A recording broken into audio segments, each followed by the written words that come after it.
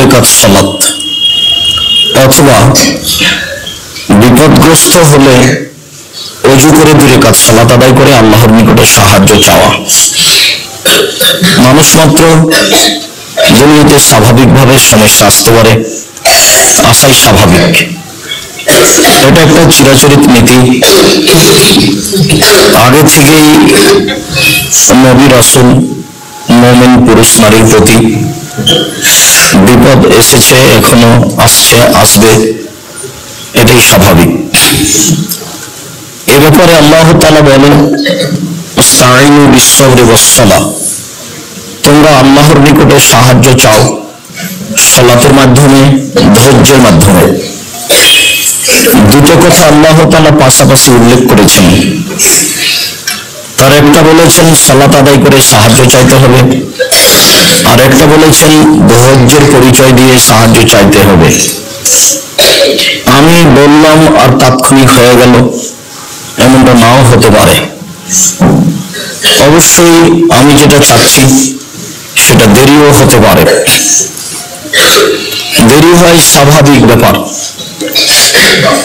দেরি হওয়ারই লক্ষণ অনেক দেখা যায়। তার একটি হচ্ছে এই বুখারী মুসলিমের একটি ঘটনা। রাসূল সাল্লাল্লাহু আলাইহি সাল্লাম যখন সালাত আদায় করতেন, সিজদা করলে আবু জাহল এটা খুব খারাপ লাগতো। আবু জাহল বলেছিল, মুহাম্মদ যখন সিজদা করতে যাবে তখন তার মাথায় একটা উটের ভুঁড়ি চাপিয়ে দিতে হবে, এটা তোমরা কে করতে পারো? একজন বলল, আমি আছি, আমি সেটা পারবো।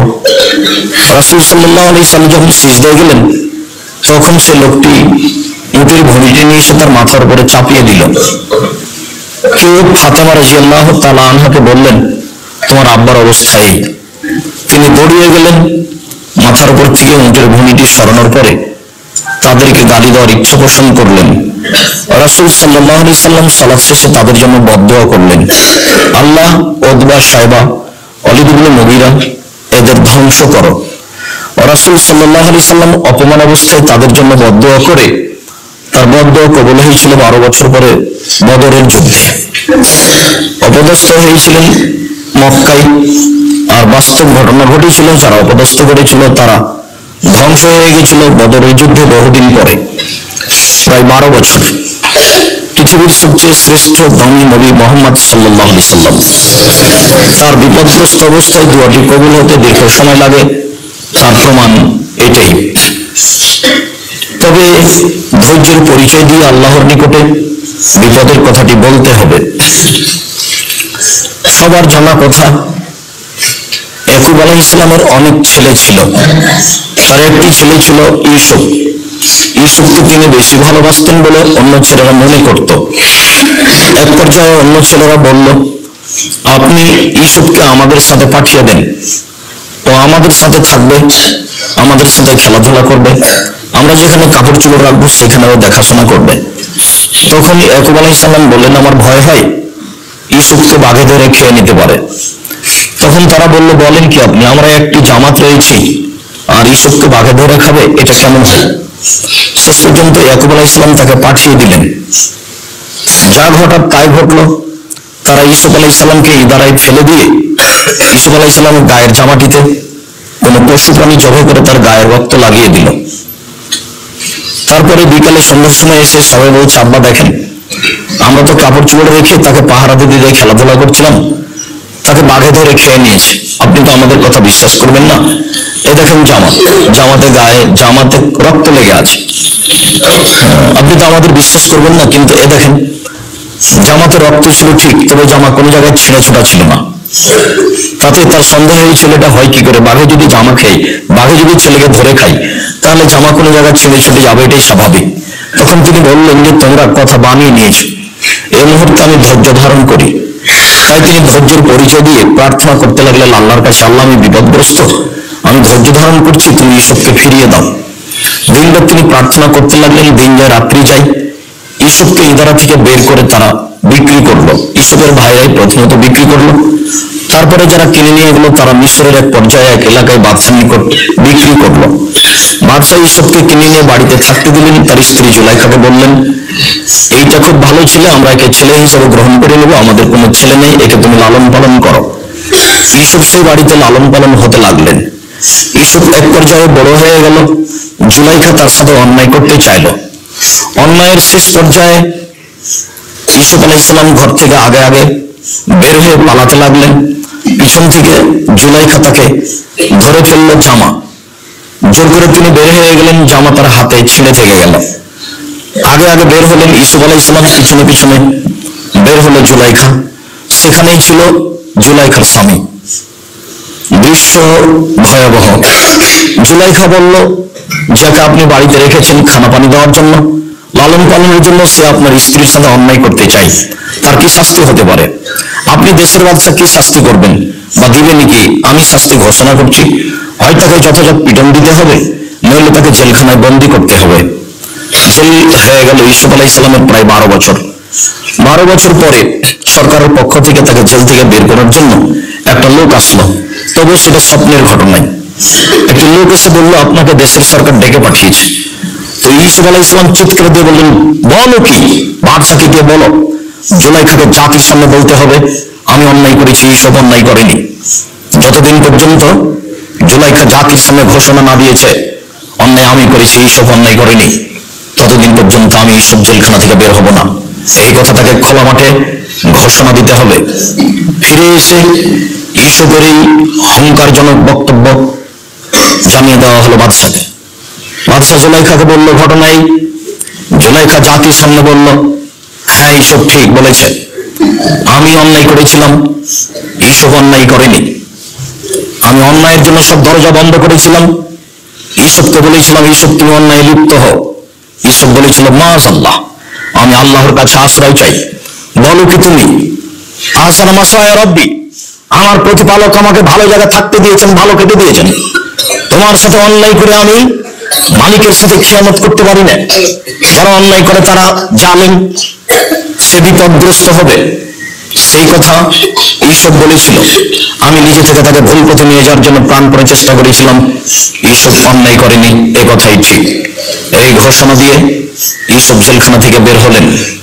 বাদশাহ তাকে সমর্থন করলো, দায়িত্ব দিয়ে দিল। ইউসুফ আলাইহিস সালাম এক পর্যায়ে পিতামাতাকে ডেকে পাঠালেন। ভাইয়ের ও পিতামাতা ইউসুফের সাথে সাক্ষাৎ করলেন। সবাই এক পর্যায়ে পরস্পরের সাক্ষাৎ হলো। বলছিলাম, ইয়াকুব আলাইহিস সালাম কান্নাকাটি করছিলেন, বিপদে পড়ে দোয়া করছিলেন, ছেলে হারিয়ে গেছে। দোয়া করতে করতে চোখের পানি আর নেই, চোখে তিনি ভালো দেখতে পেতেন না। এক পর্যায়ে ইউসুফকে পেয়ে গেলেন, চোখ তিনি ফিরিয়ে গেলেন। অনুমান করা যায় তিনি বিপদগ্রস্ত হয়ে দোয়া করেছিলেন প্রায় 25 বছর যাবৎ। 20 থেকে 25 থেকে 30 বছর যাবৎ দোয়া প্রার্থনা করার পরে তার দোয়া কবুল হয়েছিল, তিনি ছেলেকে ফিরিয়ে পেয়েছিলেন। বিপদগ্রস্ত অবস্থায় দোয়া করলেই তাৎক্ষণিক দোয়া কবুল হবে তা নাও হতে পারে, দেরিও হতে পারে।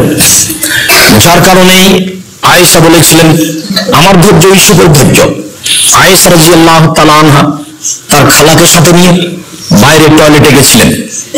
তখন সাধারণত মাকে পেশাব পায়খানা করা হতো। খালার সাথে তিনি পেশাব পায়খানা করে ফিরে আসছেন। তার খালা হঠাৎ করে পায়ে কাপড় বেঁধে পড়ে গেলেন। পড়ে গিয়ে বলছেন, মেস্তা ধ্বংস হোক। মেস্তাই হচ্ছে তার ছেলে, কিন্তু মেস্তা ছিলেন বাদরি সাহাবী। আয়েশা রাদিয়াল্লাহু তাআলা শিক্ষিতের সাথে যখন বুদ্ধিমতী মহিলা, তিনি চট করে খেতে বললেন, বলেন কি খালা? মেস্তা হচ্ছে বাদরি সাহাবী, তিনি বদরের যুদ্ধে উপস্থিত ছিলেন। তাদের ব্যাপারে রাসূল সাল্লাল্লাহু আলাইহি সাল্লাম বলেছেন, আল্লাহ তাআলা বলেন, এ মালুম আসে তুমি কাদ গাফারতু লাকুম, এই বদরের যুদ্ধে উপস্থিত যোদ্ধারা সাহাবীরা, আমি আল্লাহ তোমাদের সব পাপ ক্ষমা করে দিয়েছি, তোমাদের যা ইচ্ছা তাই করো। বাদরি সাহাবী হচ্ছে এত উন্নত মানের, এত সম্মানী সাহাবী, আপনি তার ব্যাপারে বলছেন মেস্তা ধ্বংস। খালা বলেন কি কথা? তখন খালা বলছেন, তুমি কি জানো ঘটনা কি? ঘটনা কি খালা? তুমি নাকি অন্যায় করেছো সাফনের মুআত্তালের সাথে, সেই কথা মেস্তা বলে বেড়াচ্ছে। তাই আমি অন্যায় করেছি, অশ্লীল কাজ করছি, এই কথা মেস্তা বলে বেড়াচ্ছে? হ্যাঁ, এই কথা মেস্তা বলে বেড়াচ্ছে। আচ্ছা খালা, এই কথা কি আমার আব্বা শুনেছেন? হ্যাঁ, তোমার আব্বা শুনেছেন। আচ্ছা খালা, এই কথা কি আমার আম্মা শুনেছেন? হ্যাঁ, তোমার আম্মা শুনেছেন। আচ্ছা খালা, এই কথা কি মুহাম্মদ সাল্লাল্লাহু আলাইহি সাল্লাম শুনেছেন? হ্যাঁ, তোমার নবী মুহাম্মদ সাল্লাল্লাহু আলাইহি সাল্লাম শুনেছেন। এবার যখন মুহাম্মদ সাল্লাল্লাহু আলাইহি সাল্লাম বাড়িতে আসলেন, তখন তিনি বললেন, আমাকে আমার আব্বার বাসায় চলে যাওয়ার অনুমতি দেন। তিনি তার পিতার বাসায় চলে গেলেন। এক পর্যায়ে এসে মুহাম্মদ সাল্লাল্লাহু আলাইহি সাল্লাম আয়েশাকে বললেন, আয়েশা, তুমি যদি অন্যায় করে থাকো তাহলে বলো আমি অন্যায় করেছি। আর যদি না করে থাকো তাহলে বলো আমি অন্যায় করিনি। তখন আয়েশা রাদিয়াল্লাহু তাআলা আনহা বলছেন, বলেন কি আপনি?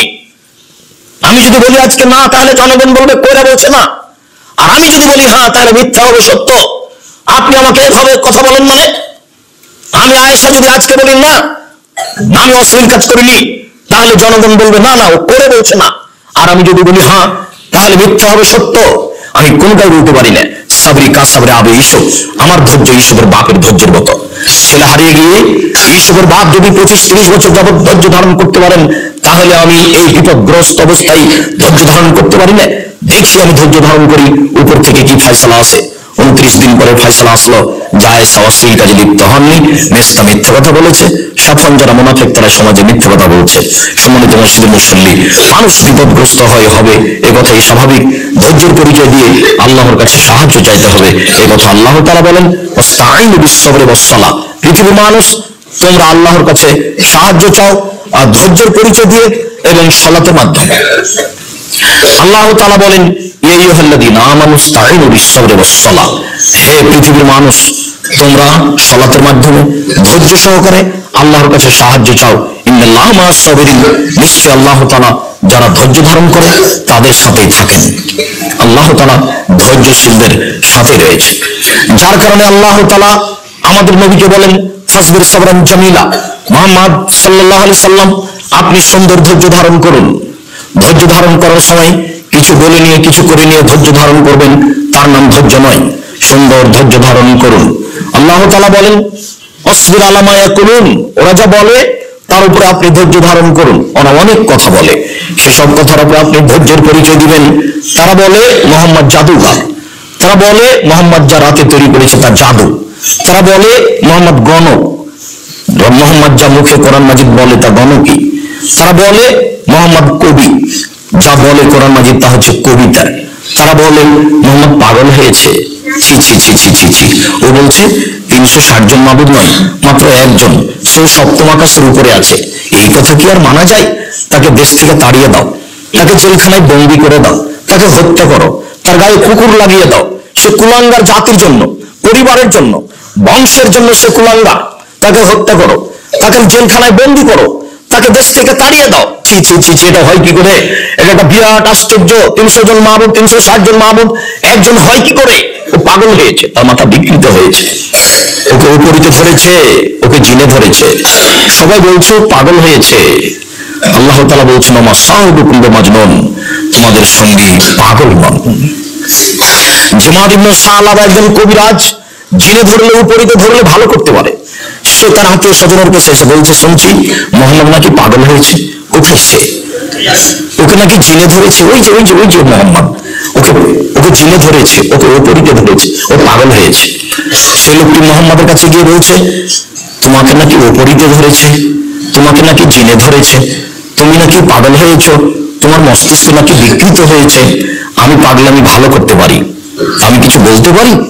জামাত ইবনে সালাবার এই কথার উত্তরে মুহাম্মদ সাল্লাল্লাহু আলাইহি ওয়াসাল্লাম কথা বলবেন, তাই বলছেন, ইন্নাল হামদালিল্লাহ নাহমাদুহু ওয়া নাস্তাঈনুহু ওয়া নাস্তাগফিরুহু। শেষ পর্যন্ত বলতে না বলতে কবিরাজ বলছে, ইকরা মারাতান উখরা। আবার পড়েন তো আপনি কি বললেন, কি পড়েন তো আপনি, আবার পড়েন তো কি পড়লেন। তখন আমাদের নবী মুহাম্মদ সাল্লাল্লাহু আলাইহি ওয়াসাল্লাম আবার পড়লেন, ইন্নাল হামদালিল্লাহ নাহমাদুহু ওয়া নাস্তাঈনুহু ওয়া নাস্তাগফিরুহু। শেষ পর্যন্ত পড়তে পড়তে এই কবিরাজ বলছে, আশহাদু আল্লা ইলাহা ইল্লাল্লাহ ওয়া আশহাদু আন্না মুহাম্মাদুর রাসূলুল্লাহ। আমি এই সাক্ষ্য দিচ্ছি আল্লাহ ছাড়া কোনো মাবুদ নেই, আমি এই সাক্ষ্য দিচ্ছি মুহাম্মদ আল্লাহর রাসূল। কবিরাজ বুঝতে পারলো পাগলামি আমার ভিতরে আছে, মুহাম্মদ সাল্লাল্লাহু আলাইহি ওয়াসাল্লামের ভিতরে পাগলামি নেই। ধৈর্যের পরিচয় দিয়েই তাকে দিন কাটাতে হয়েছে। পৃথিবীর সবচেয়ে দামি মানুষ, যা তিনি বলবেন আল্লাহ তাআলা তাই কবুল করবেন।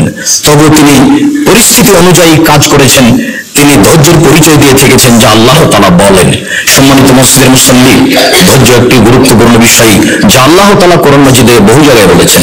তাই তিনি বলেছেন, তোমরা বিপদগ্রস্ত হলে আল্লাহর কাছে সাহায্য চাও ধৈর্যের সহিত। 2 রাকাত সালাত আদায় করে সাহায্য চাও। উসমান রাদিয়াল্লাহু তাআলা আনহু বলেন, রাসূল সাল্লাল্লাহু আলাইহি সাল্লামের ওযু করে তিনি দেখিয়ে বলছেন, মান তাওয়াজ্জা ওযু হাজা। আমি যেভাবে ওযু করলাম, এইভাবে যদি কোনো মানুষ ওযু করে, ওয়াসাল্লা রাকাতাইন, তারপর 2 রাকাত সালাত আদায় করে, লা ইউহাদ্দিসু ফীহি ওয়া নাফসাহু, আর 2 রাকাত সালাত আদায় করতে গিয়ে মনে মনে কিছু না বলে, গফিরাল্লাহু মা তাকাদ্দামা মিন জামবিহি, তাহলে আল্লাহ তাআলা তার অতীতের সব পাপ ক্ষমা করে দিবেন। মনে প্রাণে ভয় ভীতি নিয়ে যদি মানুষ 2 রাকাত সালাত আদায় করে আর তার মনের কথাটা বলে, তাহলে আল্লাহ তাআলা সেটা কবুল করবেন এবং তার পাপকে ক্ষমা করে দিবেন। উকবা ইবনে আমির রাদিয়াল্লাহু তাআলা আনহু বলেন, রাসূল সাল্লাল্লাহু আলাইহি ওয়াসাল্লাম বলেছেন, মা মিন মুসলিমিন ইয়াতাওয়াদ্দাউ ফায়ুহসিনুল উযুয়া, যে কোন মুসলিম পুরুষ নারী ওযু করে, সুন্দর করে ওযু করে, ইউসাল্লি রাকাতাইন 2 রাকাত সালাত আদায় করে, মুকবিলান আলাইহিমা বিকলবিহি ওয়াজহিহি, মনে প্রাণে ভয় ভীতি নিয়ে আল্লাহকে সন্তুষ্ট করার জন্য সুন্দর করে ওযু করে মনে প্রাণে ভয় ভীতি নিয়ে যদি 2 রাকাত সালাত আদায় করে, ওয়াজাবাত লাহুল জান্নাহ, তার জন্য জান্নাত জরুরি হয়ে যাবে, সে তার উদ্দেশ্যে পৌঁছে যেতে পারবে।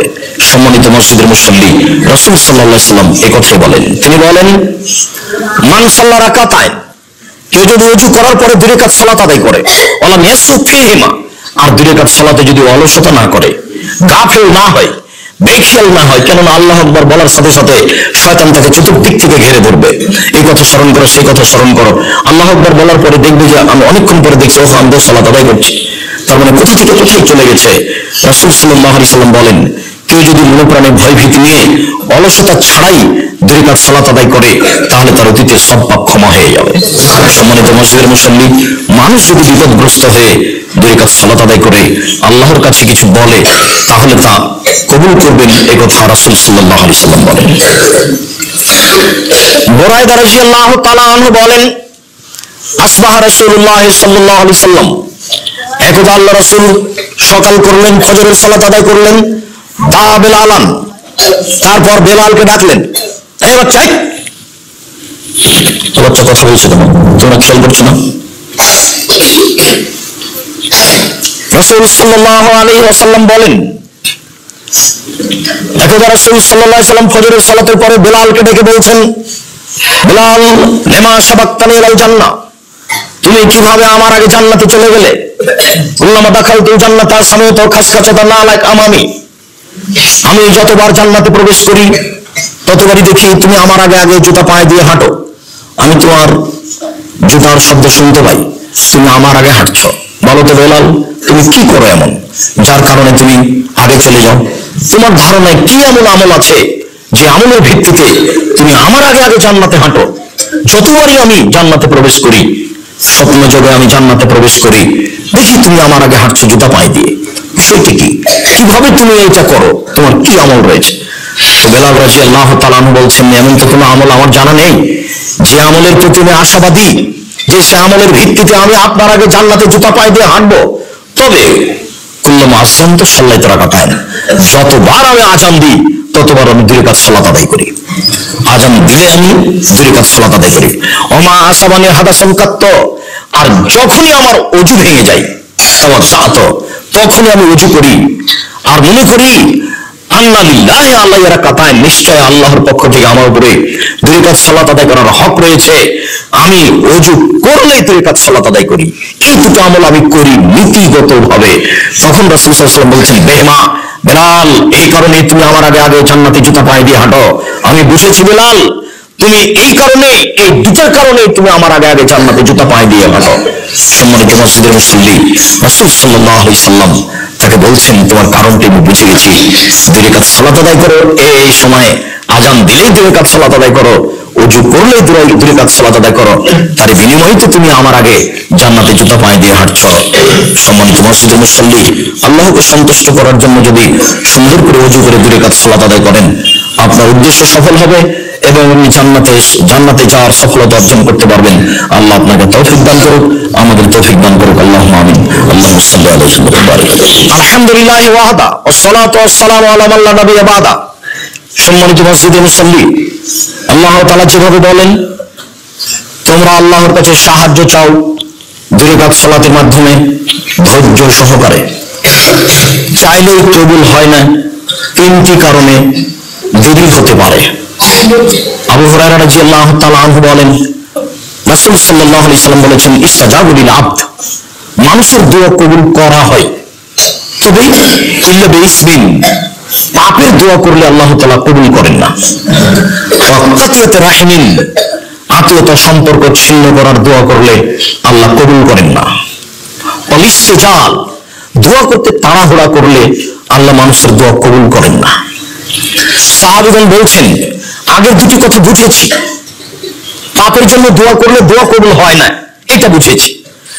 আর সম্পর্ক ছিন্ন করার জন্য, আত্মীয়তা ছিন্ন করার জন্য দোয়া করলে দোয়া কবুল হয় না, এটা বুঝেছি। কিন্তু আমার ইস্তেজাল, তাড়াহুড়া করলে দোয়া কবুল হয় না, এইটা কি? এটা তো বুঝতে পারলাম না, তাড়াহুড়া কি জিনিস? তখন রাসূল সাল্লাল্লাহু আলাইহি সাল্লাম বলছেন, তাড়াহুড়া বুঝতে পারলে না? একুলে মানুষ বলে কাদ্দাওতু ফালামারা ইস্তাজাবালি ফায়াস্তাজিরুল্লাহ, বলে দোয়া করেছি দোয়া কবুল হয় না, তারপরে অলস হয়ে যায়, তারপর দোয়া ছেড়ে দেয়। এই দোয়া আল্লাহর দরবারে কবুল হবে না। বলে দোয়া করেছি, কত দোয়া করলাম কিন্তু কবুল হয় না। ইয়াকুব আলাইহিস সালাম একজন নবী হয়ে 25 বছর যাবত দোয়া করার পরে ফল দেখলেন।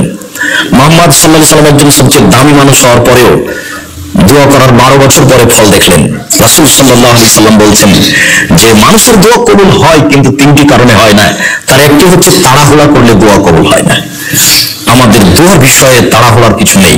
তাড়াহুড়া করলে দোয়ায় সফলতা হতে পারবো না, সফলতা অর্জন করতে পারবো না। 2 রাকাত সালাত আদায় করে আল্লাহর নিকটে সাহায্য চেয়ে বিপদে পড়ে দোয়া করতে হবে, তাহলে দোয়া কবুল হবে। আবু হুরায়রা রাদিয়াল্লাহু তাআলা আনহু বলেন, হাজারা ইব্রাহিম মা সারা, ইব্রাহিম আলাইহিস সালাম তার স্ত্রী সারাকে নিয়ে একদা সফর করলেন। ফাদাখালা কারিয়াতান ফিহা জাব্বারুন মিনাল জাবাবেরা, ইব্রাহিম আলাইহিস সালাম তার স্ত্রী সারাকে নিয়ে সফরে চলতে চলতে এক গ্রামে প্রবেশ করলেন। সেই গ্রামে ছিল স্বৈরাচারী শাসক। শাসককে বলা হলো, দাখারে ইব্রাহিম মাহু ইমরাহে হাসান বিসাইবনাল আরব, একজন মহিলা, একজন লোক তার নাম ইব্রাহিম এই এলাকায় প্রবেশ করেছে। তার সাথে একজন মহিলা রয়েছে, সে আরব ভূখণ্ডের সবচেয়ে সুন্দরী।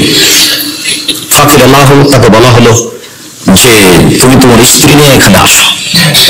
ইব্রাহিম আলাইহিস সালাম কাছে এই সংবাদ পৌঁছলেই ইব্রাহিম আলাইহিস সালামকে জিজ্ঞাসা করা হলো, তাকে ডাকার পরে, মান হিয়াল্লাতি মাক, আপনার সাথে যে মহিলাটি রয়েছে সে মহিলা কে? তখন ইব্রাহিম আলাইহিস সালাম বললেন, হে উখতি, সে আমার বোন। সে এলাকায় স্বামী স্ত্রী পার হওয়ার কোনো পথ ছিল না, তবে ভাই বোন হয়ে সহজে পার হওয়া যায়।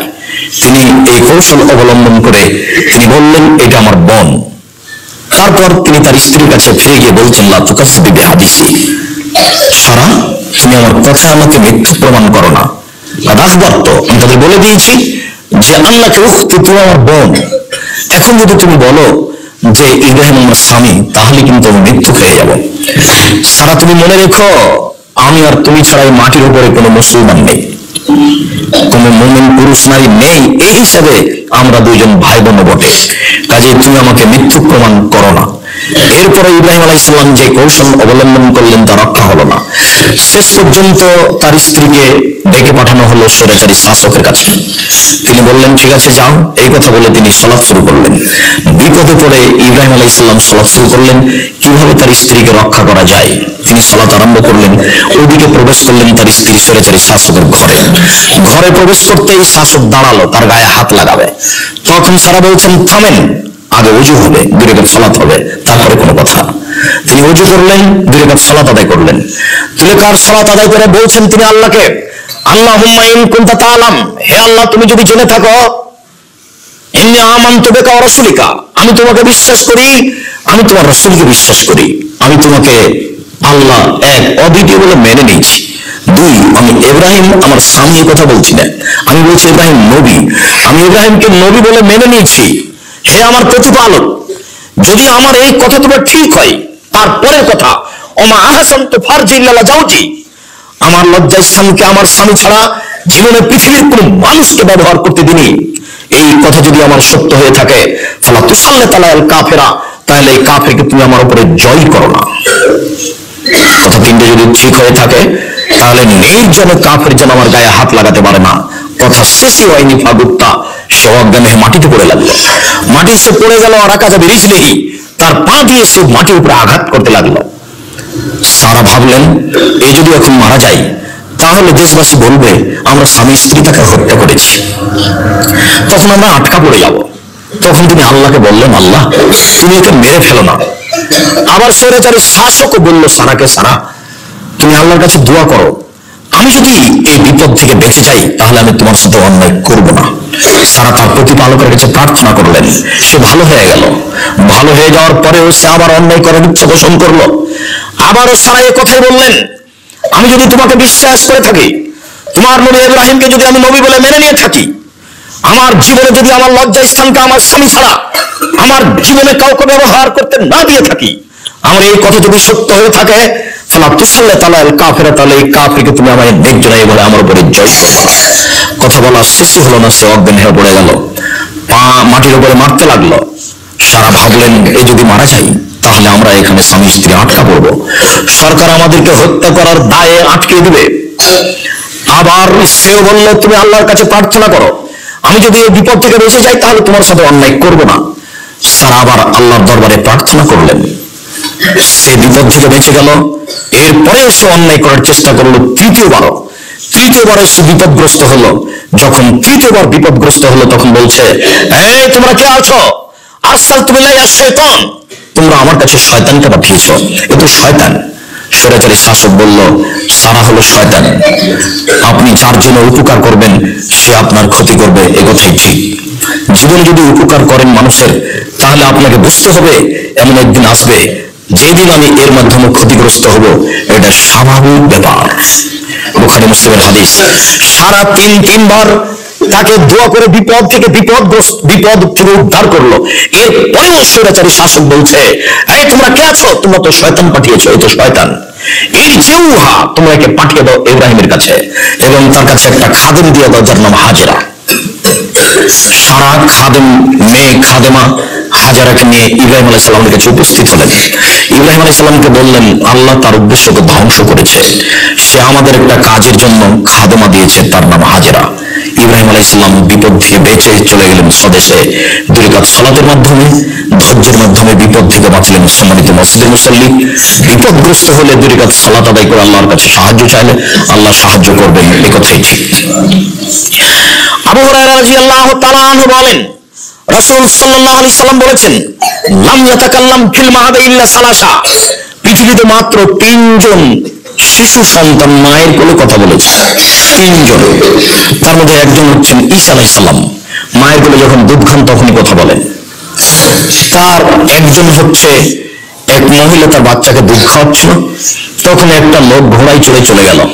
মহিলা বলল যে, আল্লাহ তুমি আমার এই বাচ্চাটাকে ওই লোকের মতো করিও, লোকটা কত দামি সম্মানে ঘোড়ায় চড়ে যাচ্ছে।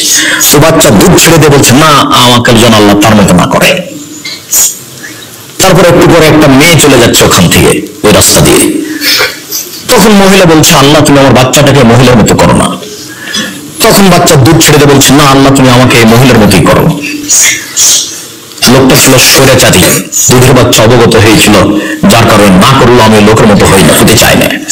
আর এই মহিলাটা ছিল ভালো, তার উপরে অপবাদ দেওয়া হয়েছিল, সতী সাধ্যী নারী। অপবাদ দেওয়ার কারণে তাকে এলাকা থেকে চলে যেতে বলা হচ্ছে, অথচ সে খুব পরেজগার নারী। তাই বাচ্চা বলেছিল, না, আমি এর মতো পরেজগার হতে চাই। হাদিসটি বুখারী মুসলিম। তার একটি ঘটনা হলো জোরাইজ। 3 জন মায়ের কোলে দুধ খাওয়া অবস্থায় কথা বলেছিল, তার একটি জোরাইজের ঘটনা। জোরাইজ তার গির্জা ঘরে সালাত আদায় করছিল, এই সময় তার মা চলে আসলো। তার মা তাকে ডাকলো, জোরাইজ, জোরাইজ। তখন সে মনে মনে ভাবতে লাগলো, উসাল্লি উজিবুহা, আমি কি আসলে মায়ের ডাকে সাড়া দিব না আমি সালাত আদায় করব? আমি কি আসলে মায়ের ডাকে সাড়া দিব না সালাত আদায় করব? এইভাবে ভাবতে ভাবে একটু দেরি হয়ে গেছে। যখন দেরি হয়ে গেছে তখন তার মা ছেলের উপর বদদোয়া করে বলছে, আল্লাহুম্মা লা তুইতু আল মুসাত, আল্লাহ তুমি এই ছেলের মরণ দিও না, যতক্ষণ পর্যন্ত পতিতালয়ের মহিলার মুখ না দেখেছে ততদিন পর্যন্ত এই ছেলের তুমি মরণ দিও না। মায়ের দোয়া হাতে হাতে কবুল হয়ে গেল। হঠাৎ একজন মহিলা এসে উপস্থিত হলো, তাকে চেনার প্রস্তাব দিল। জোরাইজ নাকচ করলো, ছি ছি ছি ছি, কি কথা। মহিলা একটা রাখালের কাছে আসলো, তাকে জোর করে চেপে ধরলো, তার সাথে অশ্লীল কাজ করলো। এটা একটা সন্তান জন্ম নিল। মহিলা বলল, হাজাবিন জোরাইজ, এই সন্তান হচ্ছে জোরাইজের পক্ষ থেকে। যখন জনগণ এই কথা শুনলো, না বুঝে জনগণ তার কাছে আসলো, এসে জনগণ তার গির্জাঘরকে ভেঙে একবারে চৌচির করে দিল। ওয়ানজুলুহু, তারা তাকে টেনে ঘর থেকে নামিয়ে দিল রাস্তায়। ওয়াসাব্বুহু, তারা তাকে অকথ্য ভাষায় গালি দিল। যার যেটা মনে লাগলো না বুঝে সেই কাজ করে ফেললো।